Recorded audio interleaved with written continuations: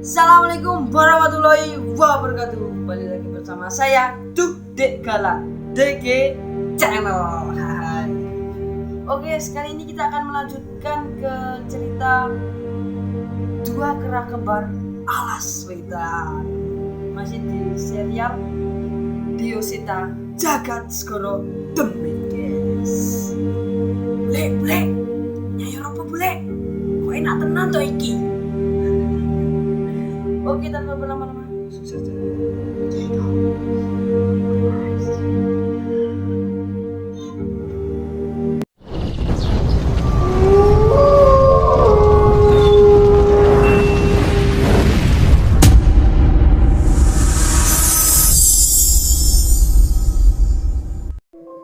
Monyet kembar alas wetan.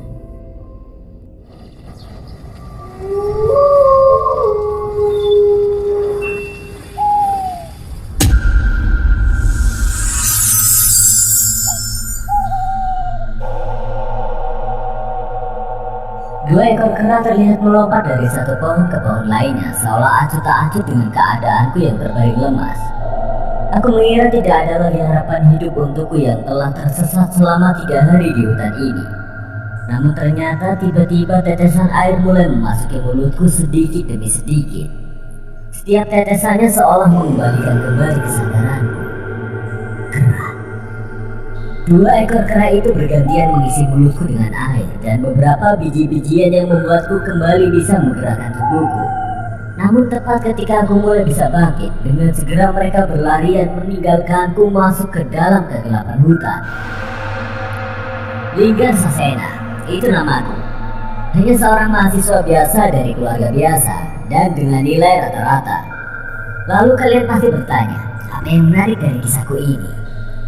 Memang benar, tidak ada hal yang menarik dalam kisah hidupku, kecuali mengenai kisahku yang satu ini. Kisah saat aku tiba di sebuah kampung yang bersebelahan dengan hutan yang disebut warga dengan nama Alas Wetan. Selamat pagi, Pak. Mohon izin, saya Linggar yang kemarin minta izin untuk melaksanakan KKN di desa ini. Ucapku dengan sopan kepada Pak Damar yang menjabat sebagai kepala desa Rangilau. Oh, Mas Linggar, silakan. Monggo dijelaskan kira-kira proyek apa yang mau dijalankan di desa ini. Aku menjelaskan kepada Pak Damar mengenai program kerjaku yang memanfaatkan sungai di pinggir desa sebagai pembangkit listrik sederhana yang dapat menghasilkan listrik untuk menerangi jalan masuk desa yang selama ini belum memiliki penerangan. Nah, ide bagus Mas Linggar. Walaupun desa ini sudah masuk listrik, tapi untuk beberapa akses ke sini memang masih gelap di malam hari. Pasti berguna, Mas. Nanti Mas Linggar dan teman-teman silakan menginap di rumah sebelah pos desa. Rumah itu milik adik saya yang sedang merantau keluar pulau.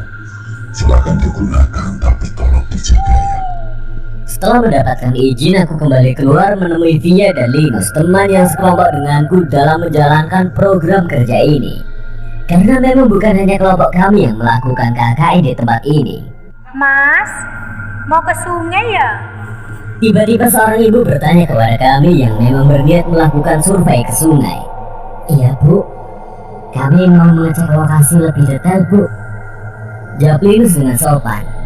Oh iya Mas, hati-hati ya, jangan masuk ke hutan. Masih ada hewan buas di sana. Iya benar, Bu. Kok serem? Memangnya hewan apa yang sering muncul, Bu? Mas, kalau kalian gak masuk ke hutan, aman kok.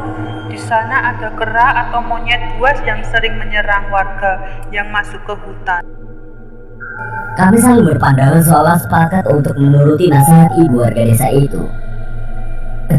Baik, Bu. Kami gak akan masuk ke hutan. Terima kasih sudah diperingatkan. Setelahnya ibu itu langsung pamit dan melanjutkan kegiatannya. Kami berjalan menyusuri jalan setapak menuju sungai yang dikelilingi dengan pohon-pohon yang masih rindang. Sebuah pemandangan yang jarang sekali kami lihat di perkotaan saat ini. Kalau udaranya segar begini kayaknya aku bisa betah tinggal di sini nih. Iya nih Mas, kalaupun nanti udah beres, boleh juga kali-kali mampir ke sini buat refreshing. Aku hanya menggeleng. Bebas, mau refreshing, mau menetap yo silakan. Yang penting kita beresin dulu KKN 6 SKS ini. Malasku yang segera berjalan mendahului mereka. Sebuah sungai terlihat mengalir cukup deras dari arah gunung. Kami mulai mendeteksi debit air terbaik untuk merancang peletakan kincir yang akan disambungkan ke dinamo nanti. Namun bukan hanya itu yang kami temukan. Di seberang sungai terlihat sebuah jalan masuk menuju hutan yang sepertinya terbentuk secara alami. Mungkin hutan itu yang banyak binatang buasnya ya, Linggar. Iya, mungkin hutan itu. Jangan berani-berani masuk ke sana ya. Bisa keluar kalian. Aku menatap kembali hutan itu. Sekilas terlihat kenalanku saat tersesat di sana dari sisi sebaliknya dari hutan itu. Aku sudah pernah ke sana. Via dan Linus saling memandang. Mereka terlihat kaget dengan jawabanku. Itu dulu waktu masih aktif di pecinta alam seperti Linus dulu. Udah, jangan dibahas sekarang. Kapan-kapan saja aku ceritain. Ucapku yang menyibukkan diri dengan schedule brokerku.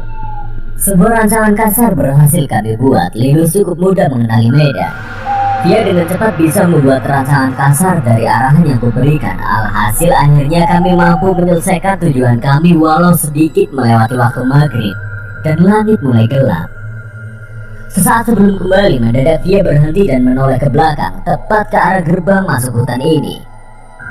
Linggar, Linus, kalian dengar suara tadi nggak?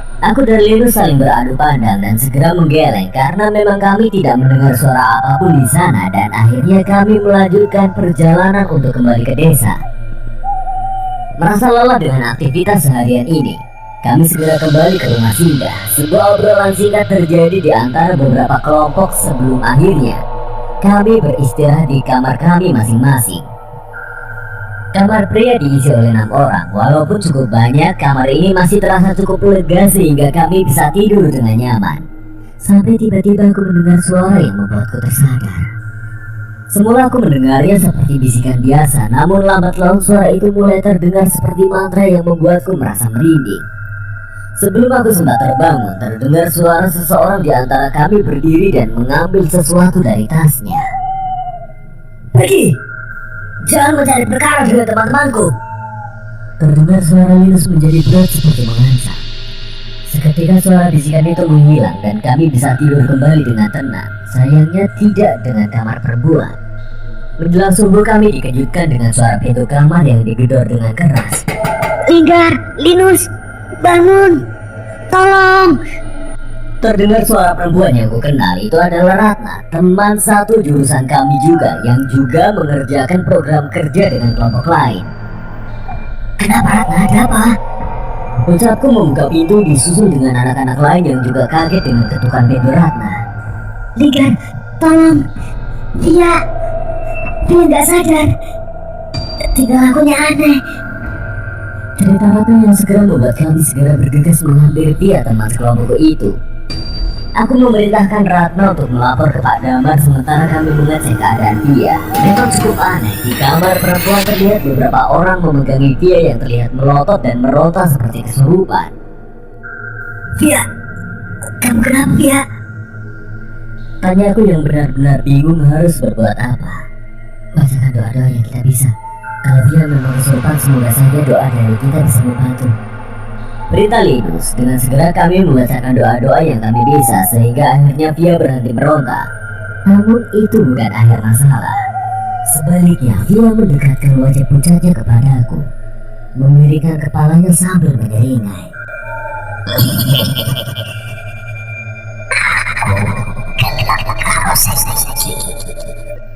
Suara tawa terdengar menyeramkan terdengar dari Via. Aku melihat Linus berlari ke kamarnya mencoba mengambil sesuatu. Namun selang beberapa lama Pak Damar datang bersama seorang pria dengan pakaian hitam dan belangko di kepalanya. Tanpa menunggu lama, bapak itu mengambil air, membaca sesuatu dan memaksa meminumkannya ke Via. Seketika Via kembali terbaring di kasurnya seolah kehilangan tenaga. Linus yang kembali dari kamar menghela nafas lega ketika melihat Via mulai pulih dan segera menyembunyikan sesuatu yang ia ambil dari kamar. Ini Pak Dirman, salah satu orang yang kami percaya dalam mengurus masalah beginian. Salam kenal Pak Dirman, saya Linggar. Sebenarnya Via ini kenapa ya Pak? Pak Dirman mengajak kami keluar ke teras dan membicarakan di luar untuk memberi waktu Via untuk istirahat. Mas Linggar, jangan terlalu dibesarkan ya. Takutnya anak-anak yang lain jadi panik. Ucap Pak Dirman. Beliau memastikan Via hanya kerasukan roh halus biasa dan tidak ada yang perlu dikhawatirkan. Apabila ada yang aneh kami diminta untuk melaporkan kepadanya. Setelah sedikit berbincang dengan Pak Dirman dan Pak Damar, kami kembali masuk ke kamar Via dan memastikan kondisinya yang telah mulai sadar. Pocong! Sekarang ada pocong di kamar ini. Kain kafannya hampir seluruhnya menghitam. Dia berbisik seperti mantra. Sangat mengerikan apabila yang diucapkan oleh Via ternyata benar.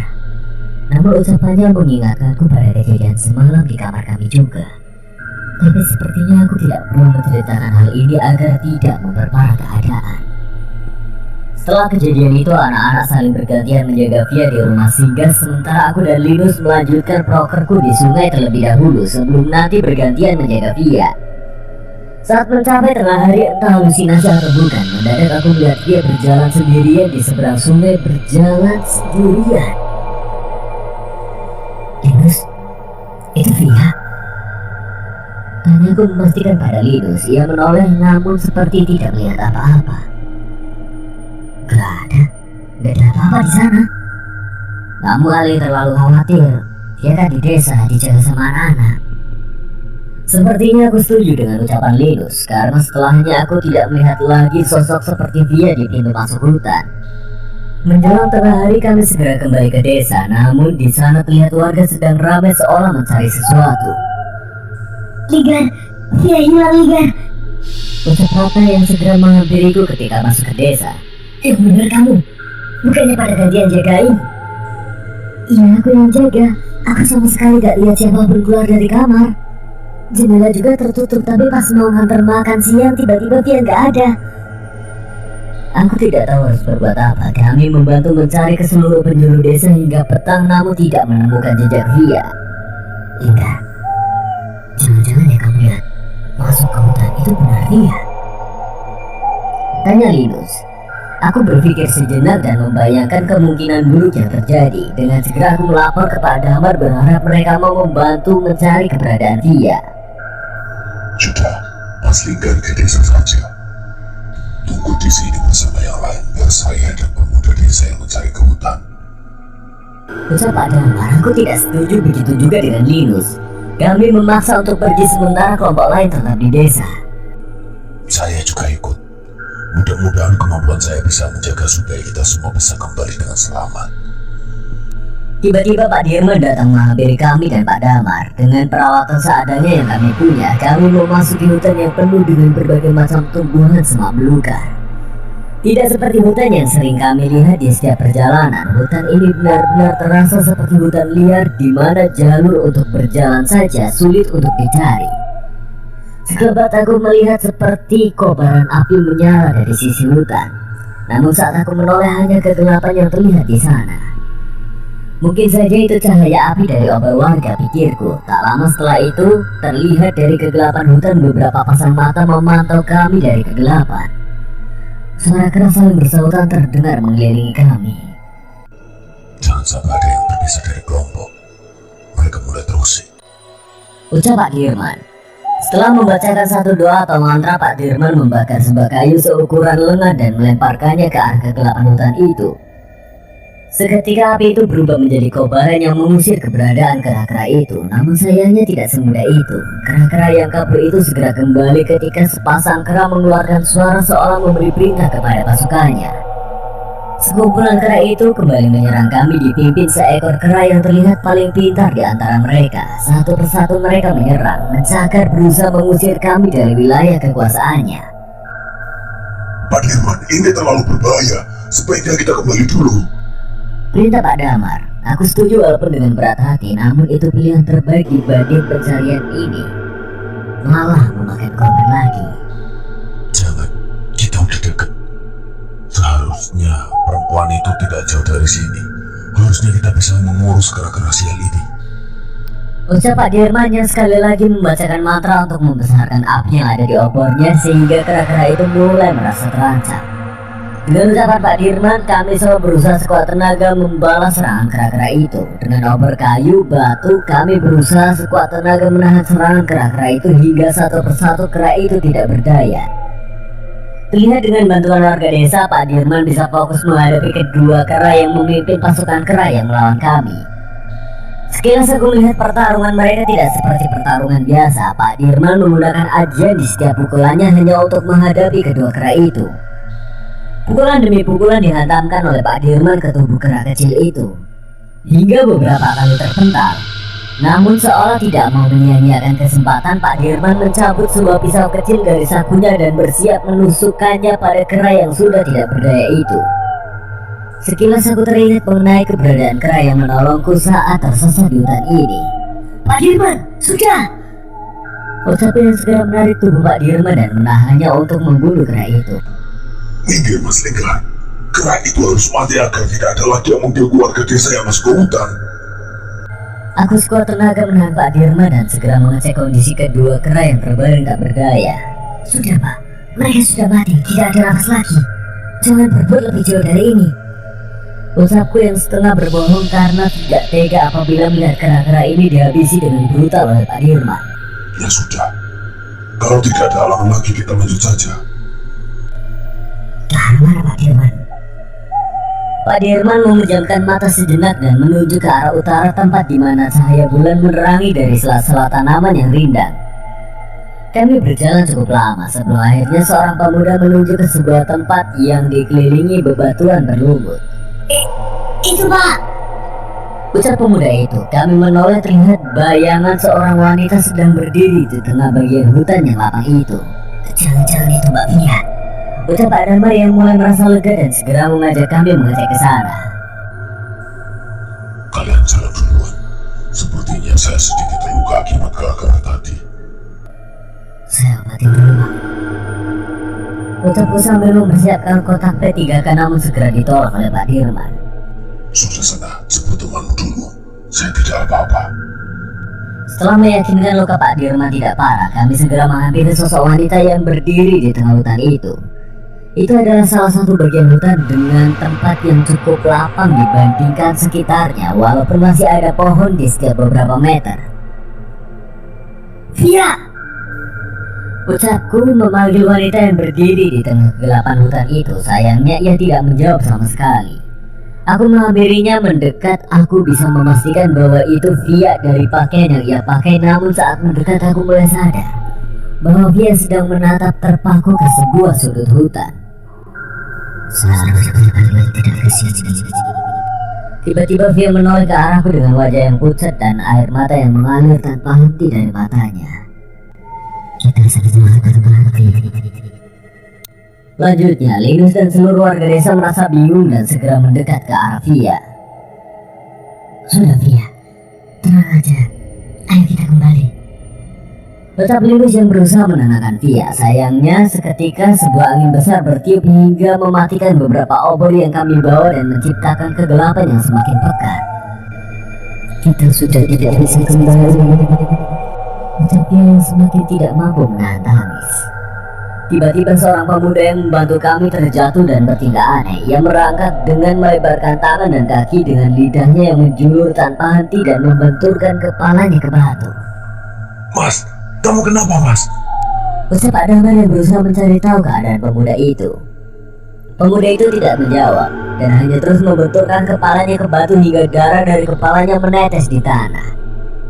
Ia tertawa mengerikan menjilati darah yang mengucur dari kepalanya sendiri. Mas, jangan Mas, berhenti. Yang sabar, setelah pikiran kalian. Ucap makhluk yang merasuki ke dalam pemuda itu. Kali ini terdengar suara tertawa dari atas pohon. Aku menoleh ke atas pohon dan di sana terlihat makhluk berwujud wanita berambut panjang bergantung terbalik dengan tubuh kurus kering, seolah hanya tulang yang tersisa di balik kulitnya yang penuh borok. Rupanya itu hanya permulaan. Setelahnya muncul berbagai makhluk mengerikan yang didominasi oleh pocong yang kain kafannya sudah menghitam seperti yang diceritakan Via setelah ia kesurupan tadi. Pak Damar, ini apa Pak? Tanyaku yang sudah mulai merasa lemas dan tidak tahu harus berbuat apa. Namun wajah pucat Pak Damar seolah memastikan aku tidak akan mendapatkan jawaban. Dan sebaliknya, sesuatu juga mulai merasuki tubuh Pak Damar dan membuatnya terjatuh. Aku mencari keberadaan Pak Dirman yang seharusnya mengerti tentang hal ini, namun entah mengapa ia tidak segera sampai ke tempat ini. Seharusnya ini tidak terlalu jauh. Tangan masalah berganti ke Via, makhluk yang dari tadi memandang kami dari atas pohon mengejar Via hingga akhirnya ia terjatuh dan makhluk itu seolah bersiap menggigitnya. Di tengah keadaan yang mencekam ini, tiba-tiba Linus mengeluarkan sesuatu dari tasnya yang terbungkus kertas koran lusuh. Aku memperhatikan, benda itu merupakan batu besi berbentuk pisau yang dipenuhi ukiran-ukiran aksara Jawa. Kesadaran Linus seolah terganggu, ia segera berlari menuju makhluk yang sedang menikmati tubuh Via dan menghujamkan benda yang ia bawa itu ke tubuh makhluk itu. Jangan berani-berani kamu. Suara Linus terdengar lebih berat dari biasanya. Makhluk yang menyerang Via terluka oleh serangan pusaka Linus. Namun sepertinya ia tidak gentar. Ligar, jangan jauh-jauh dariku. Linus, ini semua apa? Anak-anak goblok, kalian semua dijebak. Maksudnya? Gue kabeh akan ditumbangkan untuk setan-setan ini. Aku semakin takut siapa yang berniat menumbalkan kami. Pak Dirman, ia tidak ikut ke tempat ini. Atau dia memang sengaja menjebak kami ke sini. Keluar kamu di Guraso! Ucap Linus masih dengan sesuatu yang merasukinya. Benar, dari kejauhan kegelapan hutan terlihat seseorang berpakaian hitam dengan belangkon yang menjadi khasnya, menampakkan dirinya bersama beberapa demit yang merangkak di belakangnya. Sialan, tak kusangka ada yang berguru di antara kalian. Ucap Pak Dirman yang tidak membantah ucapan Linus. Linggar, jaga Via. Ucap Linus dengan suaranya yang kembali normal dan segera menerjang Pak Dirman dengan pusaka yang ada di genggamannya. Dengan semua kondisi ini aku tidak bisa membantah perintah Linus. Pak Dirman, seseorang yang kusangka seharusnya melindungi kami, malah berniat jahat terhadap kami. Sedangkan Linus teman kampus malah menyembunyikan sesuatu yang mungkin bisa menyelamatkan kami. Sebelum sempat mendekat, Pak Dirman menggunakan api dari obor yang ia bawa dan menciptakan api yang membakar sekitarnya. Dengan mantra yang ia baca seolah api itu mengikuti perintahnya untuk menyerang Linus. Hati-hati Linus! Dan aku yang merasa lemah tanpa mampu berbuat apa-apa. Api yang dikendalikan oleh Pak Dirman berhasil membakar bagian tubuh Linus, namun sepertinya hanya pakaiannya yang terbakar. Roko jiwa lebur kanginan. Suara mantra terdengar dari mulut Linus yang membuatnya yang sedang berlari tiba-tiba hilang dan muncul di belakang Pak Dirman dengan pusakanya yang sudah menusuk di punggungnya. Seketika Pak Dirman jatuh tersungkur, takluk oleh serangan Linus yang tak kusangka itu. Sayangnya rasa akan kemenangan itu tidak berlangsung lama. Sesosok makhluk besar dari dalam hutan datang menghampiri Linus dan menendangnya dengan begitu kuat. Itu Linggar, itu makhluk yang memandangiku dari tadi sebelum kalian datang. Ampun dulu, tumbal mandi dengan sekedar manusia. Ucap Pak Dirman yang terlihat ketakutan. Terlihat raut wajah penuh amarah tergambar di wajah makhluk besar yang mengerikan itu. Seketika tubuh makhluk besar itu merasuki tubuh Pak Dirman, merubah tubuh Pak Dirman menjadi membesar hingga merobek kulit-kulit Pak Dirman dan memamerkan dagingnya yang membesar. Wajah Pak Dirman berubah menghitam, matanya membelarak dengan merah setelah kulit di matanya tak mampu lagi membuatnya berkedip. Entah, seandainya Linus bisa mengalahkan setan itu, apa Pak Dirman masih bisa hidup dengan tubuh seperti itu? Namun yang kupikir lebih mengerikan, apakah makhluk di tubuh Linus mampu mengalahkan makhluk sebuah situ? Roko bumi alas besi. Sekali lagi sebuah mantra dibacakan oleh Linus yang membuatnya mampu menahan serangan setan itu. Namun terlihat tubuh Linus semakin lemah. Mungkin kekuatan yang ia gunakan berakibat pada tubuhnya. Linus, apa yang bisa kami bantu? Tanyaku yang tidak mau hanya mati tanpa memberikan perlawanan sedikit pun. Linus melompat mundur, tiba-tiba tubuhnya terjatuh lemas. Linggar, aku tidak tahu bisa bertahan berapa lama lagi. Ini kemungkinan terakhir. Mungkin saja kera-kera tadi sengaja melindungi kita dari makhluk ini. Seandainya pemimpin mereka masih hidup, mereka bisa menolong kita. Aku mengingat kedua kera yang bertarung dengan Pak Dirman tadi. Seharusnya kedua kera itu masih bernafas. Mereka masih hidup, tapi entah dengan kondisinya. Aku akan bawa mereka ke sini. Via, kamu bantu Linggar. Di sini lebih berbahaya. Kami berlari menerjang semak belukar di tengah gelapnya hutan menuju bekas sisa pertarungan kami dengan kera-kera tadi. Cukup sulit untuk melihat dalam gelap, namun untungnya kami tetap bisa menemukan keberadaan sekumpulan kera-kera itu. Saat kembali ke sana, sebuah rasa penyesalan menyelimuti pikiranku. Di tempat itu bergelimpangan tubuh kera-kera hutan yang ternyata dari tadi bermaksud melindungi kami dari setan-setan di dalam hutan itu. Linggar, kamu yakin mereka masih hidup? Entah, Vi. Tapi dari saat aku memeriksa kera yang bertarung dengan Pak Dirman, aku masih merasakan nafas mereka. Aku mulai berlari dan memastikan satu persatu kera-kera yang terbaring di tanah. Memang banyak luka yang dialami oleh mereka, namun sepertinya mereka masih bernafas. Perlahan aku mengingat lokasi pertarungan Pak Dirman dengan kedua kera tadi. Di sana terlihat 2 ekor kera berusaha untuk berdiri. Namun sepertinya luka-luka yang mereka dapat dari serangan Pak Dirman cukup parah. Dengan air yang kubawa di perbekalanku, kuminumkan sedikit demi sedikit air ke mulut kera itu. Perlahan kesadarannya mulai pulih. Dia juga melakukan hal yang sama setelah kutunjukkan seekor kera yang sangat mirip dengan yang kutolong. Maafkan kami. Kami tidak tahu maksud baik kalian. Ucapku sambil berusaha mengobati kera itu dengan perlengkapan P3K yang kubawa. Namun kedua kera itu kembali memaksa untuk berdiri dan berjalan dengan lemah menuju arah setan itu.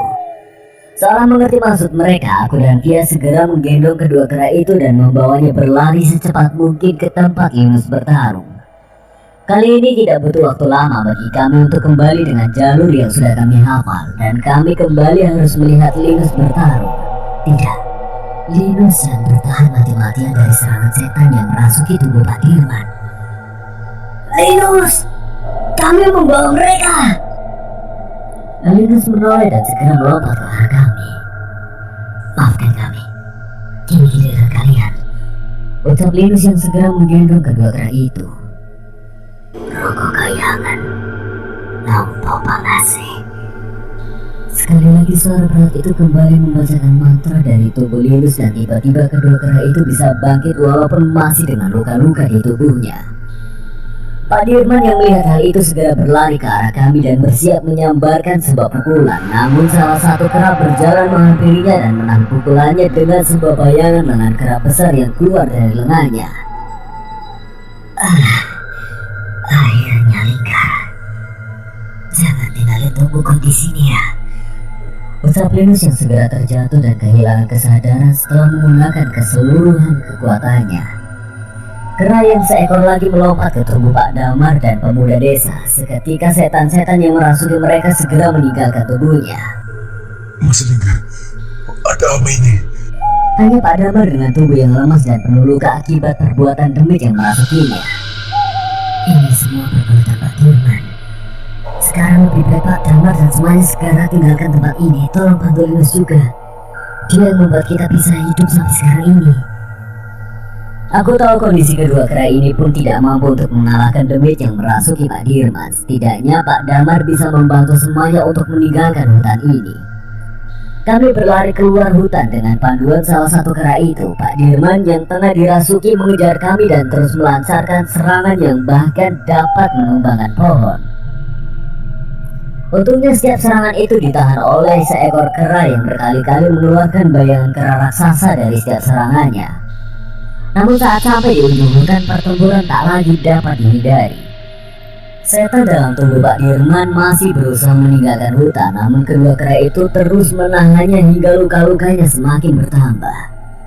Sampai akhirnya setan dalam tubuh Pak Dirman itu menciptakan api seperti yang dilakukan Pak Dirman dan menyelimuti tangannya dengan api. Sebuah pukulan terkena telak di tubuh seekor monyet kecil yang berusaha menolong kami hingga terhempas dan menyisakan luka di tubuhnya. Aku mengambil air dari sungai dan memadamkan api itu, namun kera itu masih mencoba berdiri sebelum akhirnya pukulan serupa menghilangkan kesadarannya hingga terbawa arus sungai. Aku mencoba mengejar kera itu, namun arus sungai terlalu deras. Melihat kejadian itu, salah satu kera lainnya terlihat marah. Dengan sekuat tenaga, ia memukul mundur demikian merasuki Pak Dirman hingga masuk ke dalam hutan. Seketika pusaka Linus jatuh dari tubuhnya seolah memanggilku untuk mengambilnya. Letakkan aku di hutan itu. Seketika suaraku menjadi berat seperti saat Linus memegang pusaka ini. Pusaka ini sepertinya kesadaran sendiri. Sebelum aku semakin bingung, tiba-tiba ada yang mengambil alih tubuhku seperti tadi. Letakkan aku di hutan. Aku jaga agar setan itu tidak keluar. Mendengar itu, aku seperti mendapat harapan untuk menyelamatkan kami dan warga dari setan yang merasuki Pak Dirman. Dengan sigap aku menyeberangi sungai dan menusukkan pusaka itu ke tanah hutan itu. Kesini! Ucapku memanggil kera yang masih bertarung dengan setan Pak Dirman. Namun seperti terbakar amarah, kera itu tidak memperdulikanku dan terus bertarung. Nanti akan ada yang menyelesaikan permasalahan ini. Sampai waktunya tiba, aku yang akan menjaga hutan ini. Sekali lagi suara pusaka itu merasuki tubuhku. Tak lama setelahnya pusaka yang kutancapkan di tanah itu mengeluarkan kabut yang mulai menyelimuti seluruh hutan.